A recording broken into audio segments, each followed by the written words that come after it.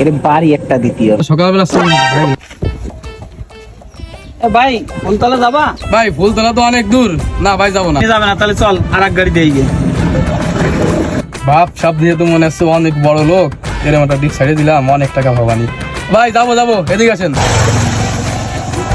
ভাই যাবা তো?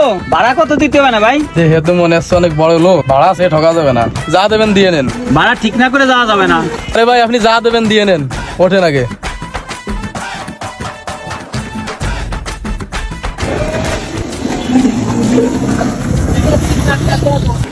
রাখো রাখো রাখো ভাই।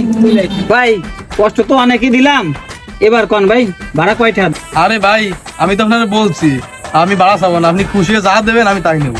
আরে ভাই আপনি কেমন কথা কন? আমি যা দেবো আপনি কি তাই নেবেন? কন দি। আরে ভাই আপনি খুশি হয়ে যা দেবেন দেন, আমি চোখ বুঝে তাই নেবো। দেন দি ভাই, আপনি যা দেবেন দেন। মনে এইরকম লোক পাই নাই, এর বাড়ি একটা দিতে হবে। কাহা সে আতে তাই নেবে, ঠিক আছে। এই যে ভাই নাও।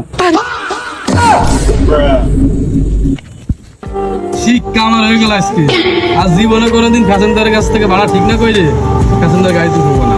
এই 50 কিলো হওয়া তাই নে, 7 সকালবেলা 10টার ভাড়া দিতেছে হাতে। সকালবেলা 7 সকালবেলা। কেউ ভাড়া ঠিক না করে গাড়িতে প্যাসেঞ্জার তুলবেন না।